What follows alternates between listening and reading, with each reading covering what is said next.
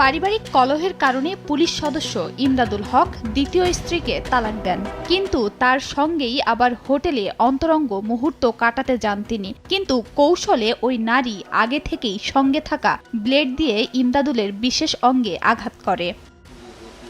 রক্তক্ষরণ শুরু হলে চেপে ধরে হাসপাতালে যান ওই পুলিশ সদস্য। অবস্থা গুরুতর হওয়ায় ব্যান্ডেজ করে তাকে ঢাকায় পাঠানো হয়।